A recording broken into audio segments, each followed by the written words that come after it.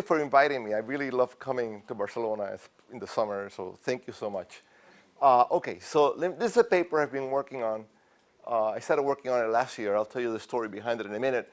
But basically, it's about the Mariel supply shock, as you all know. And again, as you all know, back in 1980, Castro declared that Cubans who wanted to leave Cuba could leave, except that they had to leave through the port of Mariel. And what that meant was that a whole bunch of Cuban refugees prior to 1980 decided to rent boats and do whatever it took to bring boats back to the port of Mariel, pick up their families and whoever else was there to bring them back to Miami. And by June, so this was April 20th. On April 23rd, the very first Marielito arrived, according to the Coast Guard. By June 3rd, just like 5 or 6 weeks later, over 100,000 refugees had come in this flotilla. Okay, so it's quite a supply shock. It's about 8% of Miami's workforce or population. This is the trend of Cuban refugees to the US. Before 1959, there were very few Cuban immigrants. That was before Castro. Castro comes in, you see the peak, you see the sort of the increase. I'm actually a data point right here, okay? And it's one of the few papers in which I am a data point, but I am a data point there. And you see the decline. That's the Cuban Missile Crisis, when the flow stopped because the way of getting out of Cuba basically was cut off. And it took a few years for other escape routes to sort of develop. And by the end of the 60s, it was back to what it was back in the early 60s. And then you see the Mariel supply shock very clearly.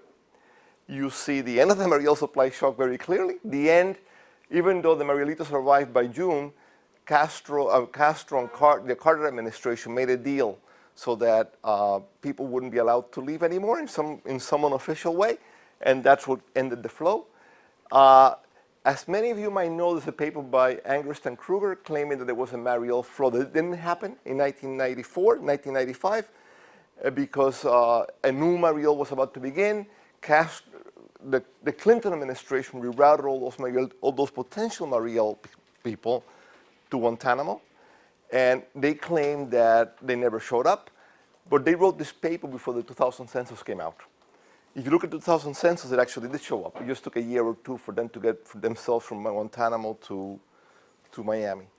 And you can see basically a very sort of almost linear kind of increase since the early 1980s, okay?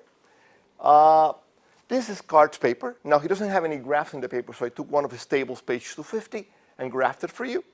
And basically, if you look at the before and after, the difference in difference, it's about a 10-cent loss in Miami as a result of the Mariel. This is the average weekly earnings of white workers, white non-Cuban workers, which is basically his main sample throughout the paper. And you can basically see not much happen. It's a 10-cent an hour change in the relative wage. It's like $4 a week, which is nothing, okay? One more thing I should say is that this is Miami. This is the placebo cities that Cart picked to compare Miami to. And I had never noticed this, even though I've taught this paper 1,000 times in my life. But when I was working on my paper, I finally looked carefully at what he did to select the placebos. And that's what he did to select the placebos. It's a quote out of his paper. And what he did was to look at 4 cities, Atlanta, LA, Houston, Tampa, picked on the fact that they had a lot of blacks, a lot of Hispanics, and similar economic growth in the late 70s and early 80s. In other words, the placebo cities were picked partly because they were like Miami after Mariel, which is something you shouldn't do, okay? And nevertheless, that's what he did. And despite Cart's findings, despite that graph I showed you from his paper that showed not much happened, racial riots, very violent racial riots, happened in Miami just within a month after Mariel. 18 people died, 400 people injured. There's a lot of reasons for the riots, not just Mariel, but a big history of the riots basically, places some of the blame on Mariel. Okay. All right. So who are the Marielitos? And everybody sort of knew this, except that nobody had actually tabulated it before. And this is looking at every single survey you can get a sample of Mariel immigrants after Mariel. A few CPS in the 80s, very small samples. You can see from the sample size. The 1990 census, which tells you immigrants arrived in the 80-81. And the very first time that you actually get people year by year is the 2000 census. But no matter what, you basically see a lot of the Marielitos were high school dropouts. Okay, like 60% on average, more or less. And that's quite different from what Miami used to have before Mariel. Miami had a very balanced educational distribution in its workforce, about 25, 20, 30% in each group. Mariel was really exceptional in terms of that. And because of that, the real supply shock was not 8%. It was much more, oh, sorry about that. It was much more than 8%. The real supply shock was 18%. If you look at the people who were high school dropouts. Okay? So the real supply shock was actually quite, I mean, that's 80% in a matter of 4 or 5 weeks. So one would think if there's ever going to be an impact of immigration on the labor market, this will have to be it. Okay? All right, so how did this paper come about? I'm working on this book, and this is a little plug for it. Okay, it's only $12.99 on Kindle when it comes out. Okay, and if you really want a hard copy, I'll sign it for you. It's only $20.90 on a hard copy. Okay, so I've been working on this book. And it's a very readable, very popular kind of book for the lay reader. It's supposed to be published a couple of months before the election, okay, in the U.S. And I had some people read early drafts of the book back last spring, okay, and including family members and some people I know outside my family. And a couple of them told me, you've done a lot of work on the labor market impact. It's just too hard. It's just not something that flows easily to the typical person who's not an economist. Why can't you do something like Mariel? That's really simple, easy to understand. Why can't you just show what you want to show, in that kind of context? So that made me think, maybe I should just look at Mariel, okay? So one day I literally get up in the morning, a Sunday morning, as a matter of fact, last June, about a year ago, I get up in the morning, and I say, okay, I might as well look at Mariel. And I go to my computer, and I'm going to do the same thing I did in my computer that I'm going to do right here, right now. So you can see in real time how this paper came about, okay? And what I did was to say, I didn't bother reading the card paper again. I hadn't read it since it came out, in any case. So I just did it more or less from memory, and I would did it the way I would do it myself if I were to start from scratch. So what I did, this is what I did. What I did was to say, let me get the CPS data, which I have online, on my computer. So that's the CPS data. I just downloaded it already. You can see it. It's like 8 million people, right? 62 through 2015. I don't want all that period. I just want to select a few years of that. So I selected keep if year, oops, and I'm going to make a lot of typos here, so I'll be very slow and careful. Keep if year is greater than or equal to 1977 and year less than or equal to 1991. Okay, and let me just make sure I did it right. And you can see the sample. This is a little lesson in data too. 1977 through 1991, right? And the CPS, this is the March CPS. The data for earnings refers to the year prior to the survey, right? So let me relabel the year so that everything is by calendar year, right? So I'm going to do replace year equals year minus 1, okay? And if you sum year again, that should be the right period, which it is. Okay, so now I'm going to generate a dummy variable called Miami. And I happen to know from a lot of experience that the code for Miami is 5,000. Okay? And let me just make sure I did it right. Tabulate met area if Miami equals 1. And indeed, I selected a variable Miami, right? All right, so now I'm going to keep, a prime age sample of people I can look at, right? So keep if age greater than or equal to 25, age less than or equal to 59. And let me just sum it to make sure I did it right. And you see I did it right. And I'm going to keep males. And let me make sure I did it right. I kept all them in, right? And I'm going to keep non-Hispanics. This CPS at that time didn't tell you where people were born. That doesn't come until 1994. So what I did was to say, let me try to get a sample as close to what I thought Miami looked like from personal experience as I could. And in fact, like over 3/4 of Miami's immigrants are Hispanic, okay, mostly Cuban. So let me select non-Hispanics to approximate the native born. Keep if, oops, Hispan equals 0. And let me make sure I did it right. So I kept non-Hispanics, okay? And again, I noticed that they're all high school dropouts. So let me look at high school dropouts. And keep if a Duke less than or equal to 71. And let me tabulate it so you make sure I did that. So I kept everybody who's less than 12 years of school, okay? And finally, I want to keep people who work and have earnings. So keep if weeks work 1 greater than 0. Well, let me actually do it in a different way. Drop if weeks work 1 equals 0, or inc wage equals 0. Okay? And let me just sum that so I can see that. And that looks about right, right? 1 to 52 weeks a year for working, and some positive number for annual income. And now, this is the part that I cannot do, by hand because it's too much trouble. So I'm going to copy it. I want to, deflate for inflation, right? So what I'm going to do is I'm going to go to this program where I have all my inflation variables right here. You see that? Okay. So I'm going to copy all that. You see, like, that's just the BLS inflation numbers, the CPI. I'm going to copy that and do that. And that basically did all the deflation, all the deflating that I need to do, put everything into $80. I'm going to generate weekly earnings.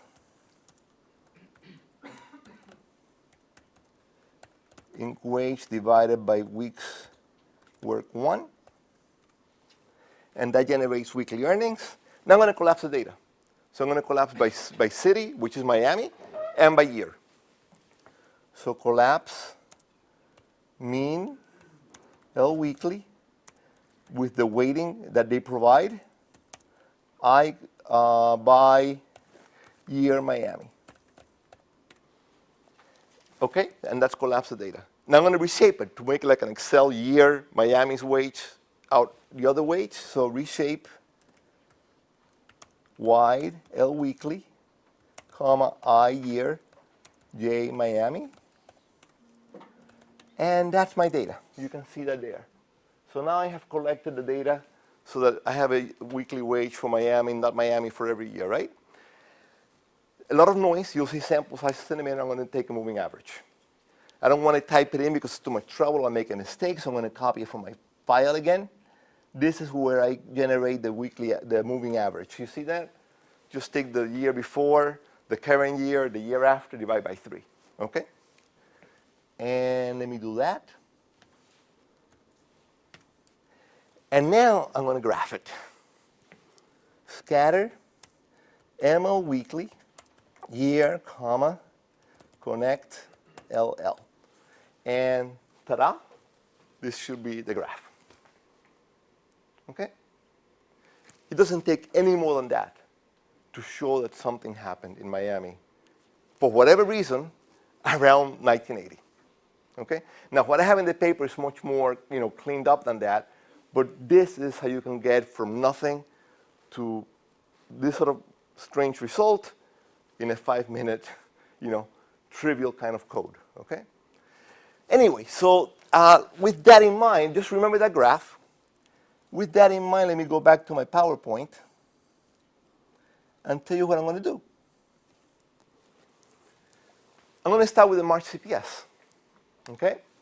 I'm going to look at, again, I told you the CPS doesn't have information on place of birth, so I'm going to look at non-Hispanic men, age 25-59. Why that age group? I want people before retirement, and I want people who finish school. The CPS doesn't tell you if you're in school or not, a big deal, it turns out, until about 1985, 86. So the only way to get people out of school, out of the sample, is by selecting by age, which is what I did. And why this period? I'm going to concentrate on 77 through 92 or so. Before 77, the CPS doesn't report a lot of metro areas. Before 73, the CPS doesn't report Miami at all. Between 73 and 77, New York is reported incorrectly. So I started in 77 to make it, sort of consistent. And from 77 through 93, there are like 44 metro areas identified, including Miami. Okay? And this is the graph again, with all the available data, with 90% confidence bands. All the available data is basically 72 through 2003, when the definition changed, okay, for Miami. I'm not looking at SNSAs, but this is just everybody, just like what I did. Basically what I did outside Miami, inside Miami, with 95% confidence bands. And what you can see is what I basically got up the graph up to here and what I did manually, right? What you can see is that, something funny again happened in 95 or so, which coincidentally happens to be the year of the little Mariel supply shock. The Mariel flow, boat lift that didn't happen. So it's sort of remarkable that just the raw graph, this is raw data. I've done nothing but what I did, okay? Shows these two big drops coinciding with the two big supply shocks that Miami received of Cubans since 1980, okay? Now, what I want to do, though, is I want to compare it to placebos, right? Because for all I know, there's a lot of variation in outside Miami that would look, some cities just look like Miami, even though they didn't receive any Marielitos, right? By the way, before I go on, please don't feel free to stop me whenever you want, okay? Just ask any questions whenever anything comes up. So, yeah. The what? Wages are falling, is that right? Wages are what? Falling, going down, for everybody. For everybody. Is that right? It's the average weekly wage for the sample of non-Hispanic, $25.59. That's what it is. Dropouts. High school dropouts. Yeah, of high school dropouts, yes, of high school dropouts. Yeah, that throughout, it's always high school dropouts, okay? I'll show you what happens if you don't look at high school dropouts. You don't get that graph, okay? Okay, so this is a sampling problem. In the graph I just showed you, this is the sample for Miami, for the March CPS, for all workers, for high school dropouts. So you're going to get on 20 a year, okay? Which is why throughout the entire paper, I will always either manually pull 3 years or take a moving average, which pulls 3 years, okay? And something happened in Miami's sampling scheme around 1991. You can see the drop. It's really quite dramatic. I don't quite know why. I've tried to figure out, and find out why that happened, but the sampling mechanism, whatever they do in Miami, changed in 1991, leading to small samples. And this is for the March CPS. I'll talk about the ORG later, okay? I want to select the placebo, yeah. So I don't know much about the CPS, but is it representative at the metro area level? Is that the... Is Miami representative? Is the CPS itself supposed to be representative at the metro area? That's what the weights do. I see. I mean, the CPS reports on employment rates by metro areas, by region, and that's what the weights do. So the official answer is yes. Now, if you ask me personally, privately, it might be a different answer, okay? But we are recording. We are recording. Yeah, so you're recording. So therefore, the official answer is yes, okay? So I need to select placebos. And what I did was to look at actual employment growth before 1990. And these, again, don't forget, I have 44 metro areas. That's all there is, okay? And these are the 44 metro areas. I skipped a whole bunch to make it look, readable in a graph, in a table. And Miami ranks 6 according to employment growth. It actually had very robust, this is for high school dropout, by the way. Again, it's all for high school dropout. I'm sorry, that's incorrect. This is employment growth for all workers, employment growth for high school dropouts. Miami ranks 6 no matter what, it turns out. One possible placebo is to say let me pick the two metro areas that are just like Miami above that and below that. In other words, just go to Miami's number 6 and pick 4, 5, 7, 8. I'm going to call it the employment placebo, or employment growth placebo. Another possible placebo is look at employment growth for high school dropouts and pick the two metro areas that are right below that and above that, right? I'm going to call it the low skill placebo. And I'm going to try different placebos to see what happens, okay? And so I'm going to try the employment placebo, which I just define as those two just above and below, the low skill placebo, and I'm going to use the Abadia method of synthetic placebos as well, where I'm going to initially pick 3 characteristics to match Miami on: employment growth of high school dropouts, and wage growth of high school dropouts, where Miami also did very well. And this is all pre-Mariel, okay? And this is the graph with all these placebos. So this is what I derived for you before, okay? This is the CAR placebo. The green one is what is the green one? The low skill placebo, cities that had the same rate of low skill employment growth. The synthetic placebo is the purple one, and the employment placebo is on top. Yeah. So could I ask you, so when I read that paper 2 months ago, I was wondering, couldn't you do a better job with a synthetic placebo in particular? I was surprised that with a synthetic placebo, you wouldn't be able to get a better fit. If you look at that red line, right. Usually in a synthetic placebo, you get pretty decent fits. And there's only 3 years, 4 years of then, for example, couldn't you kick out and forget about New York? That was the reason why you don't go back further, as far as I understood. You could do that, but forgetting about New York is not such a clear good thing to do. And but I tell you, you're just taking 1 unit of the pool of potential. Yeah, let me tell you what I did. The synthetic placebo is not as invariant as you think it is. I'm going to play a game with it later. That's not in the original draft of the paper. By the way, all the tables that I'm presenting here are from a revised draft of the paper, and like the graphs too, that I haven't publicized yet, okay? But everything is basically the same, but it's been redone, okay? But I'm going to show you the synthetic placebo.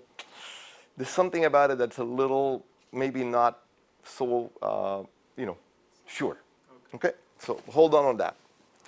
But it partly is because I only have a few years of pre-treatment. And what you can see is that the basic story doesn't change, except the numbers might change, like the actual impact might change, okay? Now, this is actually my preferable way of thinking about this. Not looking at placebos, but just doing it for every possibility, okay? What I'm going to do is I'm going to look at the pre-post weight change in Miami and every other city that I have data for. So what I did was to select the pre-treatment of 4 years, 76, 77, 78, 79. Post-treatment of 6 years, 81 through 86. Get the average wage in these 2 periods, subtract it. And where does Miami fall? Don't forget, Miami is this big decline, right? Well, what about all the other cities? Well, that's the whole distribution of cities. So Miami was actually pretty exceptional compared to all 44 cities, okay? Below the distribution, as a matter of fact. Could I ask you? Yeah. So how sensitive would that graph be to this period of 6 years? Because, I guess it shows 6 years because it saw that's where Right. the maximum slump is. But It would be, let me actually tell you what would happen. Miami, no matter, if you pick like 1 or 2 years, or take 3 to be able to pull, Miami will be around here, okay? It's always way to the left. But this obviously picks the, exactly. But don't forget, because I'm doing 6 years, and we're looking at the average, which is around here. And again, the question is, how do you address a small sample issue, right? I think doing a year by year is not quite the right way to do it, but you can obviously do different variations on that. Okay, so that's for high school dropouts. Now, one other thing I could do, and this also gets to this issue, because again, 6 years is sort of exceptional. What if you do it for every pre-post thing you could do throughout the entire period, 1977 through 2003? In other words, just imagine that there was supply shock in Peoria in 1984. So let me do 80, 81, 82, 83 for the pre, 85, 86, 87, 88, 89, 90 for the post for Peoria, get the weight change, and just graph it. Where would Miami in 1980 fall? And that's where it would fall, in the first percentile. And then to get to your question, what would happen if you look at other skill groups? This is what happens in 1980 for high school graduates, which is the skill group right above the high school dropouts, obviously. So whatever happened in Miami is not something that affected all workers in Miami. It's something that affected the particular group of workers in Miami. Yeah. So in this previous graph that you did, so in the previous one? Yeah. So here, That one? no, Okay. this one. So here you take, I didn't understand exactly what you're doing. So you take every combination of 6 years from each year to each year in each metro. Exactly. So why is there only one? So there are other Miamis here, but only one? No, Miami is not there at all. Only 1980 Miami is there. So this is for 43 metropolitan areas over the entire period, 77, 2003. And I left out Miami. 6 year difference. Exactly. I left out Miami, but I'm going to graph Miami in 1980 there. Okay, that's what I did. Okay? All right. I'm going to do it with the May CPS as well. And the May CPS, people claim, is better because it provides a better measure of earnings. You know, you have usual weekly earnings, usual hours worked weekly, right? Which lets you get an hourly wage rate, which is what I'm going to use for the CPS ORG. But the CPS ORG starts in 79, so only 1 year of pretreatment. So what do people do? They combine it with the May CPS to get more years. But the May CPS is actually just as small as the March CPS. Okay? And it's actually worse than the March CPS because the March CPS reports earnings during the calendar year. So if you worked at all in the calendar year, you're in my sample. The May CPS only reports earnings if you work that week, which is a much smaller sample of people than the March CPS for earnings. As a result, even though the CPS ORG is supposed to triple the sample size, it actually only does it by 2.2, a factor of 2.2. And not only that, in the pre-1979 years, it's a much smaller sample than the March CPS. So these are the sample sizes, you can see it. You can see it from here because it's hard to read, but I'm telling you, if you were to average all this out for the March and the CPS ORG, it's not 3 times, it's like 2.2 on average. But look at the May before 1979.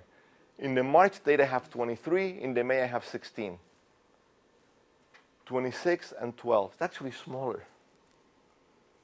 And those missing people are people basically who are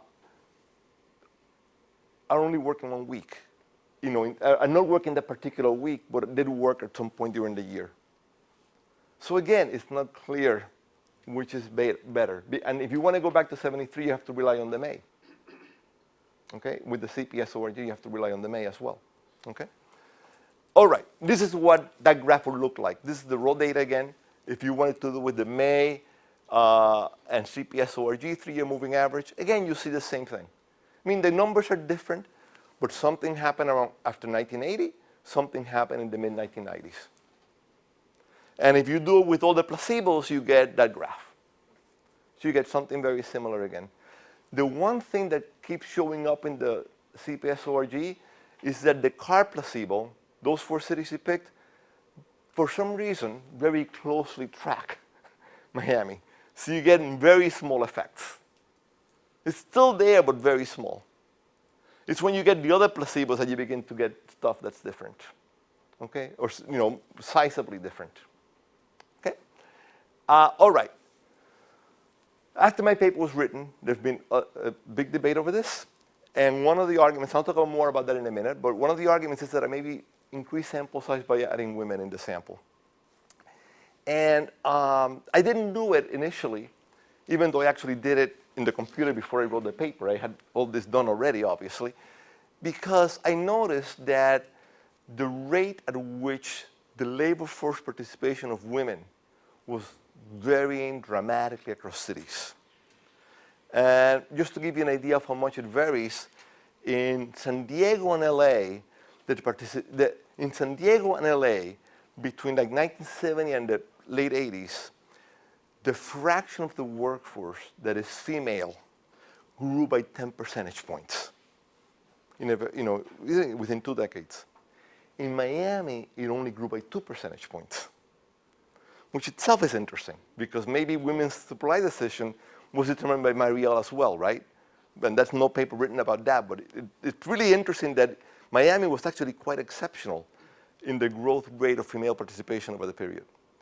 But that means that because the participation rate of women is growing differently across different cities, there's a composition effect, right? As you look at this, at the average wage over time of men and women, you are, comparing different samples. So what I did to get around that partly is to do a gender-adjusted wage. All that means basically is run a regression of earnings on gender and look at the residual. So I'm taking at least part of that stuff out, right? Doesn't take the selection stuff out, because for all I know, selection could be very differently across different cities, right? But at least I'm not mechanically building in a change. And this is what happens when you look at pool men and women in the March CPS. This means that you're allowing the coefficient of gender different every year? In other words, doing a regression for every year? No, I did not. This is just a simple regression. I could do that. Okay, I didn't do that, but I should do that just to make sure that the graph doesn't change. Okay, I didn't do that. Yeah, but I will do that. Okay, and this is the data for the March CPS. This is the data for the ORG. Same thing. Okay. All right, I'm going to run regressions now. This has all been graphical until now. I'm going to run regressions, and the regression I'm going to run is I'm going to take the average wage in some city at some point in time and run a standard diff and diff model. So I'm running an aggregated data, right? I'm going to look at, to make sure I get the same regression in both the ORG and CPS and the March CPS, I can only use a 3-year pre-treatment period because the ORG starts in 77. So it's 76, 77, 78, 79 for the pre-treatment, 81, 82, 83, 84, 85 till 92 or so for the post-treatment. I'm dropping all the 80 observations because clearly the 80 data is contaminated. I don't want to bother with that. And for the post-Mariel dummy, I'm going to allow for different periods. Again, 3-year to basically aggregate data. It's like aggregating data. This is sort of regression aggregating data. Okay, and what you can see is no matter what I get, no matter what placebo I used, or if I used all of the cities, just pull all 44 metro areas, you're going to get a decline of about 20% or so initially, 30 to 40% in the second 3-year period, beginning to recover and disappearing by 1990. You get that graph, basically. And it's all significant until you get to 1990. And that's for the March data. For the ORG data, you get the same thing, but the numbers are always smaller. So you start, instead of getting like 20 to 30%, like there, you see that? You get 10% or so, 10 to 15%, more or less. And again, a lot of it disappears eventually. A lot of it disappears eventually in the ORG. But it's significant throughout, no matter what. Okay? All right. 2 issues that are, yeah. Huge difference, right, in terms of magnitude. So what's the story for the much smaller magnitude in the CPS ORG? So that's because there you're just looking at people who worked? In that, part of it could be due to labor supply. Okay? Part of it could be due to labor supply. Part of it is not. And I don't know why you get different answers. This is not unusual. If you look at the wage structure literature, the measure of inequality is different between the ORG and the March CPS. It is, okay? And so what I conclude is, and you'll see how I do it in a minute, is that I don't really know the range. I don't really know the exact number, but I know it's between 10 and 30%. And it all depends how you measure things and how, I don't know why that is. And I don't think people have figured out why the trends in inequality are different between the ORG and the March CPS as well. But they are. Okay? 2 issues that are really interesting conceptually, okay? The first issue is that U graph the upward turn is not really clear why it happened. Theory, if you believe theory, tells you that the average wage in Miami should recover, but not that the wage of high school dropouts should recover, unless there was another supply shock affecting that. So maybe it's indicating that there was a supply response in Miami as a result of Mariel. And just from what I've looked at, the only one that I can know for sure is that I do know the participation rate of women in Miami was far lower, or grew at a far lower rate than it did in other cities. But again, the link to Mariel is unclear. But I do know that over the period that happened. Okay, but that's something to look at. The second issue that's important to look at in terms of theory is that if you believe, yeah. So you could also look at participation rate of Hispanics, right? You could look at migration rates and all kinds of things, right? And Also participate of those who migrated. So yes, exactly, you could. Don't forget the data on this is very limited. That's the problem, okay? I mean, this is CPS data. We can go back and make up census data in between 70 and 80, 80 and 90. So, okay? But the other problem that, yeah.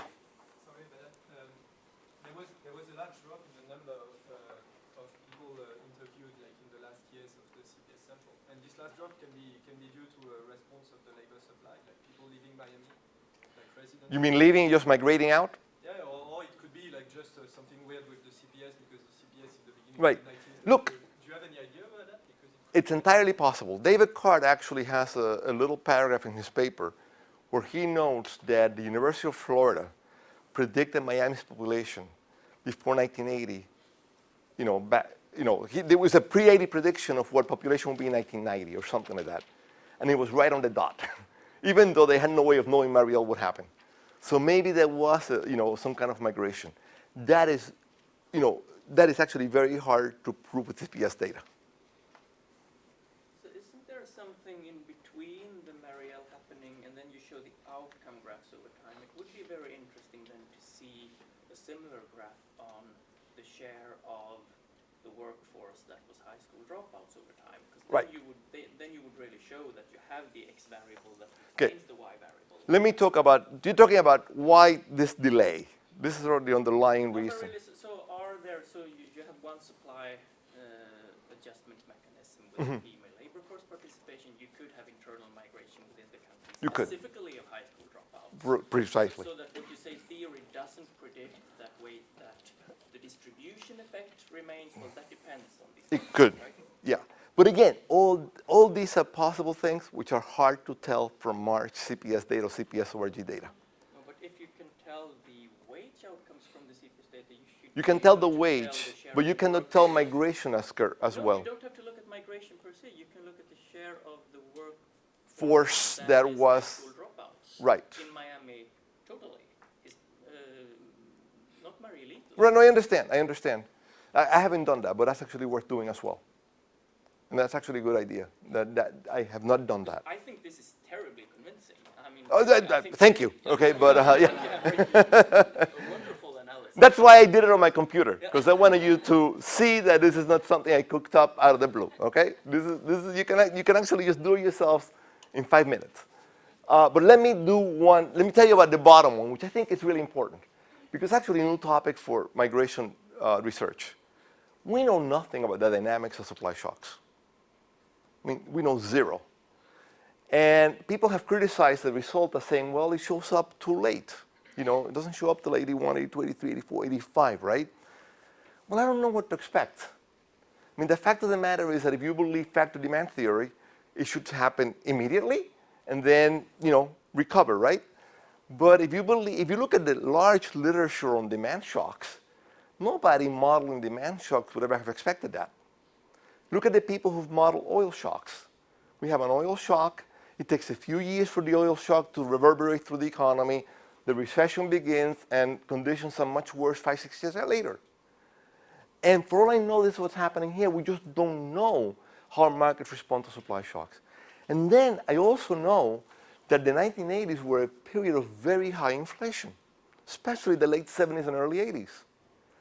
That actually provides a very neat way for employers to incorporate the supply shock impact. If nominal wages are sticky, do nothing. Do absolutely nothing. The market will take care of it. 2 or 3 years, 4 years, the whole thing was passed on to the worker. So there's really a need for us to understand how these things sort of filter through the marketplace. Okay? All right. This is the way I came up with this 10 to 30 effect. That same regression again, but I'm only going to look, yeah. So do we know whether inflation was very different in Miami than in the rest of the U.S. in that period? What do you mean? I'm thinking, for example, if you think of this Patricia Cortez paper about the effect on prices and all that, right? I mean, maybe it's just that, so if inflation is very different there, then the wages can go more down. Right. Real wages can go more Right. down, less down. So I don't know whether you know. I don't know. Difference. No, I don't know. I do not know. Okay? To summarize the regressions, I reran everything just using the pre-treatment and a 6-year post-treatment. And just get I'm going to call that the short-run shock. It's a pre-post average, right? And you can see that in the March CPS, it's about 20%, 30%, something like that. In the ORGs, 10, 5, 8, 10%. For women, it's a little smaller. But again, it's almost always significant, even when you add men and women in the ORG. Okay? So the fact of the matter is, there's something happening here. Now, and this is regarding the placebo as well.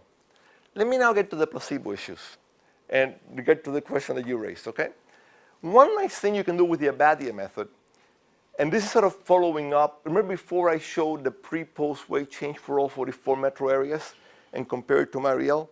Well, I can do the same thing with the Abadia method, except that instead of comparing the pre-post weight change in each metro area, I can compare the pre-post weight change in each metro area relative to its synthetic placebo. And I can do that for the March and the ORG, right? And this is what, and again, since there was no supply shock anywhere else, the average of that should be 0. And if you look at the distribution, it's more or less the average is 0. In fact, it's like 0.001 or something like that in the data. But in Mariel, in the March CPS, you can see, compared to its synthetic placebo, it made a difference. The same thing is true in the ORG. Again, the mean effect is 0, but in Mariel, it's a little different. And if you look at the numbers, it's minus 0.15 for the ORG, minus 0.35 for the March. So 10 to 30%. And this is sort of getting to your question. The synthetic control method, Abadia has the office to those down for me. So I talked to him a lot about all this last summer as I was working on this. And, it's a great method. It's really clever. But, there's something about it that, I don't know. By now I've done this enough that if you were to tell me I want to get the answer of 0.23, minus or plus, I will be able to get it for you. Okay? And I wrote a little table up sort of showing you sort of common sense. I mean, the method is sold as something that's invariant to researcher manipulation, right? It's not, unfortunately. It just moves the manipulation one step further back into a bigger black box. Instead of picking cities by hand like I did in that table, you now pick cities according to what variables you select to match on. And this shows you 5 possibilities. The first one is what I did throughout the paper. Employment growth of high school dropouts, wage growth of high school dropouts. Those are the numbers, okay? This happens to be Card's variables that he claims he used to select those 4 cities. Except I'm going to use them to select a synthetic placebo. And this is what you get, okay? He picked percent Hispanic. Now, this is to show you how this is very sensitive. Percent Hispanic, when you're talking about percent Hispanic in the US context, Cubans are but a trivial fraction of Hispanics in the US. So when you say percent Hispanic, you really mean percent Mexican. And anybody who knows the Hispanic population in the US knows that there's absolutely 0 in common with the kinds of jobs that Mexicans and Cubans do. Okay? even though a lot of them are high school dropouts. This is zero in common with this. So what I did was to instead of select percent Hispanic, I selected percent Cuban. I can move the number by 5 percentage points. You can see that just by doing that. And believe me, I can move it much more than that by doing anything else that you want me to do. And the problem with that is that you select completely different cities. When you look percent Hispanic, you're basically selecting LA. And actually, the two cities you're selecting happens to be Winston, North Carolina, which has a big black population, and LA. When you select percent Cuban, you're selecting Winston, North Carolina again, but Newark, New Jersey, which has a larger Cuban population, but not as large as Miami. But you can basically manipulate it. And then you add in other stuff, and you can move it around. You can move it around by, by doubling. You can basically double it from minus 0.07 to minus 0.155, or you can go down in the march by whatever, 5 percentage points or so. And the same thing is true for men and women. Okay, but so what you now would have to show us is that whatever specification you choose, the similarity in pre-trends is the same. Right. And you have, so that's Right. kind of what I mean. So No, I know what you mean. I know what you mean. it would have to be equally in the pre-fit, Right. and then you get these different results. And so that would be interesting to see. Yeah, I have that. I don't have the graph, but I have that. So you're saying that all four specifications give the same pre-trends, so similarity between Miami and those control groups? No, yeah. There's none where you would say, okay, this seems to fit much better because of Right. I think that's But nice look, about this. okay, let me give you, I tell you, what some people do to select a good pre-trend is to select the average wage in Miami beforehand. But the problem with that's a dependent variable. In some sense, right? That's related to the dependent variable. I mean, what you really want would be the average real wage in Miami. Because Miami's wage, you don't want to select on the level. Right. And believe me, I now have some data on inflation rates across different cities. And if you were to look at the average real wage as opposed to the average wage, you get completely different answers. It's not so clear. That's what I'm trying to say. It's not so clear. And on top of all that, you only have 3 years of pre-treatment, 3 or 4 years. So that's gonna, and don't forget, if you want to extend it back, you lose 10 cities. I right now have 44. The earliest you can go to 73. I started in 77, right? I could go to 73, but you lose 10 cities when you do that. So 10 potential placebos are gone. Okay, it's a trade-off. Okay. All right, this is my preferred way of doing this stuff. I'm going to try to run it for every placebo I can think of and see where Miami falls. And what I did was to say, okay, let me look at 4 city placebos. When you have 43 metro areas other than Miami, there are 123,410 possible 4 city placebos. I'm going to run that regression 123,410 times and draw the distribution. And the question is, where does Miami fall? And this is where it goes, okay? Notice that on average, this is the March CPS, on average is always negative. No matter what. No matter which 4 cities you choose, it's always negative. And 98% of the time, a T is bigger than 2. Okay? And then the question is, which one is the correct answer? Well, this is the low skill, the card placebo, synthetic, employment, whatever you want to pick, okay? I did the same thing for the ORG. 123,000 times, it's always negative. The distribution is negative, and maybe that's really the way to think about this. No matter how you select it, there's something happen. Miami was sort of exceptional. I mean, in a way here with your plotting is just the standard errors, right? The what? The standard errors that you get in the regression. Right? Well, what I did was to actually get the coefficient and the standard error for the coefficient. And in this case, something like 98% of the time, the T is bigger than 2. In this case, I think it's like 95% of the time. Yeah, which will coincide with the actual digit Right. regression. Right, Yeah, right, means that right. By the way, I should have said, okay, that I didn't mention previous work on this, but since Joanne is here, I will mention previous work on this. I mentioned it in my paper. I mentioned it in the initial draft of my paper. I was really surprised once I got that graph coming out that nobody had really bothered looking at this in the last 25 years, okay? So I wrote drafts of the paper, and I sent it to some people in this room, as a matter of fact, last summer, and they read it, And they told me, Joanne told me, that he actually had done something like this.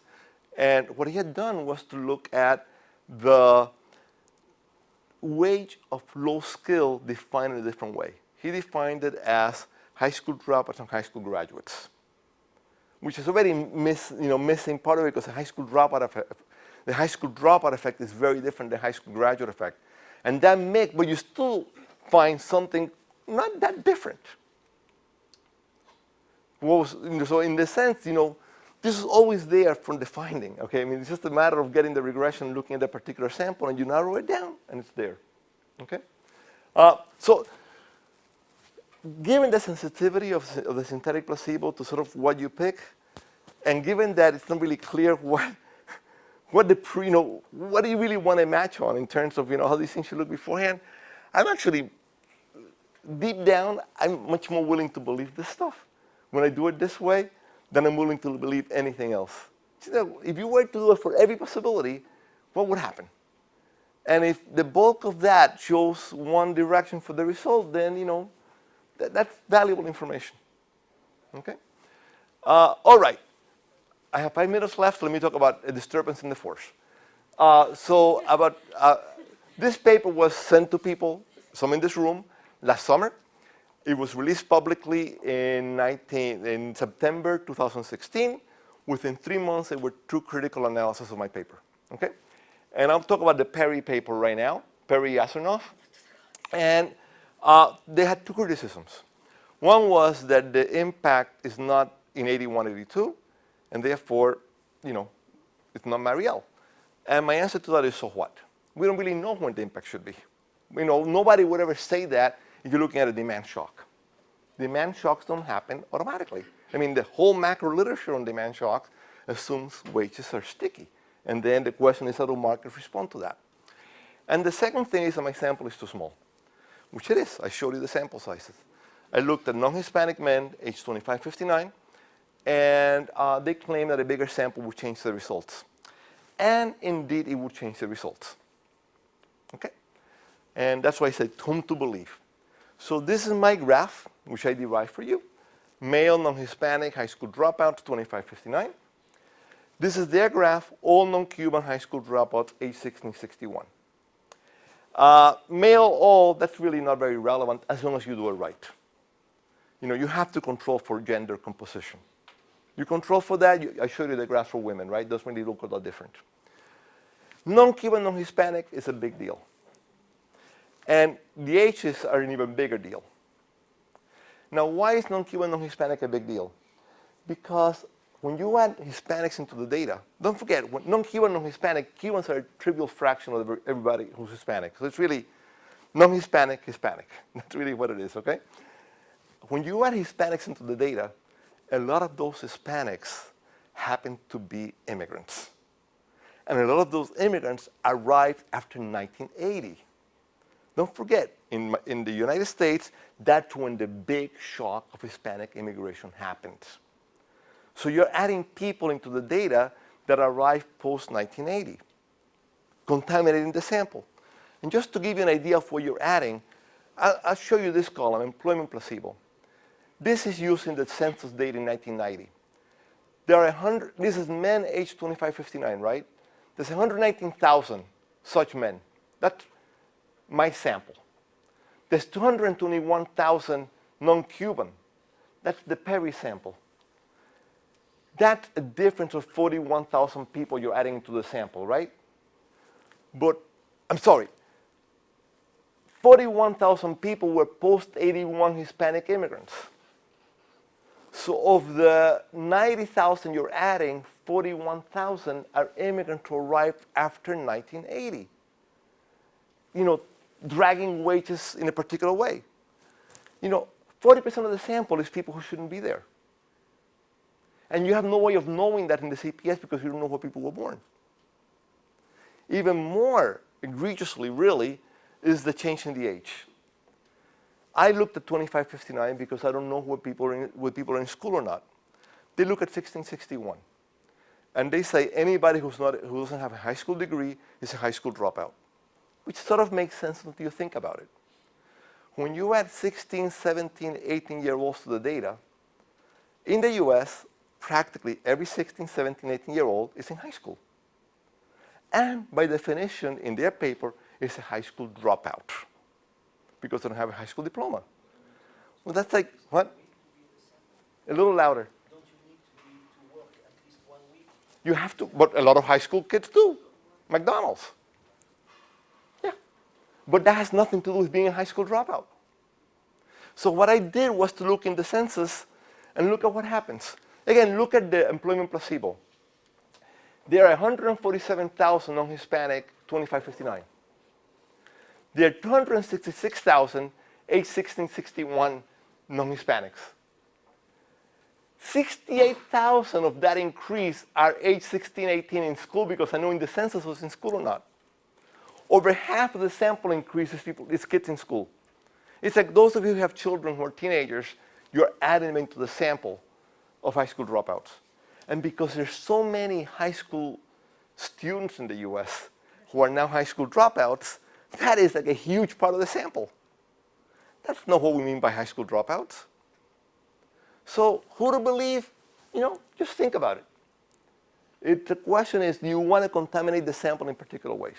And it has nothing to do with placebos. It has nothing to do with anything else. It has to do with who's in the sample.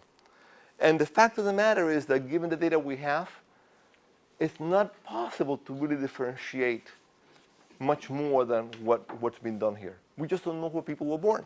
And we don't know who's in school or not. Okay? All right, so let me conclude. And my take from this is something happened in low-skill markets in Miami after 1980. It sort of reached bottom in 85. It recovered by 1990. What that is due to, I don't know. Marielle seems like a very good suspect. And it's the only plausible hypothesis until somebody comes up with a better one. One other hypothesis would be the drug market. Miami in the 1980s, don't forget Miami Vice. What's in the movie? Oh, God, I can't remember the movie. Scarface. This is Miami in the 1980s, okay? Scarface. But you would think, Scarface, that's right. You would think that increase in the drug market would actually be pretty good for low-skilled workers. Okay, not bad for low-skilled workers. It's a big source of jobs. Okay, so it works the wrong way. A couple of lessons from this. The only reason that I was able that June morning a year ago to get a different result is because I said, let me look at high school dropouts. I mean, that's the one thing that we've learned from the literature on immigration. That it really matters to match the skills of immigrants and the people that they are affecting. You do that and you get a graph. And the other thing is, and this is sort of related to you, what's a good placebo? There's many ways of doing this, and in this context, all that that's going to affect is the numerical number, not so much the magnet, not so much the direction. It's how much the effect was. If this is true, this is actually, people have sort of said, this is a very anti-immigrant kind of paper. This is actually a very pro-immigrant kind of paper.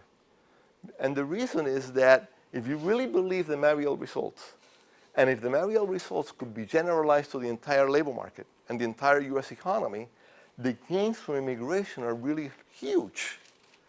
Because don't forget, the gains, the immigration surplus, is the flip side of the wage impact. And that triangle is much bigger the greater the wage impact. And this wage impact is way bigger than what anybody has estimated sort of in most of the literature, except for a couple of exceptions here, actually, okay? But usually people tend to think of the wage impact as big and small, as being a little smaller. And last but not least, trust me, there was nothing more in what I did last year than sort of trying to look at the data using what I had learned. And what I had learned was I want to match the people who Marielle affected. And just that little idea, can lead to a really fundamental rearrangement of what we think we know of Marielle. And I suspect that if one were to revisit a lot of these old questions sort of with the same kind of, let's look at it again, it could be a lot of the stuff that we think we know might need to be relearned, okay? Yeah. Last question, sorry. Do we know what the age range was of the people who were coming from Cuba? Yes, we do know that. And they were, I don't have it here, but they were basically a lot of men in their 20 to 40-year-old kind of range, okay? A lot. I mean, don't quote me on this because I don't remember the exact number, but male 20 to 40 sounds about right. Which is why they wanted to come back to get their families. Yeah, yeah, yeah. You mean of the people before or the people after? I'm talking about the Mariel people. Yeah, sorry, I'm talking about the Mariel people as well. Yeah, the Mariel people were 20 to 40 male, okay, predominantly. But again, there were many other people in there, okay? Yeah. Have you thought about looking at maybe the unemployment rate? Because if you're thinking about high school dropouts, maybe a lot of them are pretty close to the minimum wage. And in some sense, that might mean that this is actually a lower bound than what you could have actually seen in the absence of the minimum wage. I tell you, I've tried to do some stuff with this, with unemployment and employment rates. You don't see as much going on there, okay? And the question is, see, that's actually another research question. How do labor markets adjust to supply shocks, especially in periods of high inflation? A period of high inflation, don't forget, Reagan comes in 1980. The minimum wage is not raised again until like 1989 when Bush takes over. So it's a different kind of market, right? All right? Any other questions? Okay. Thank you so much.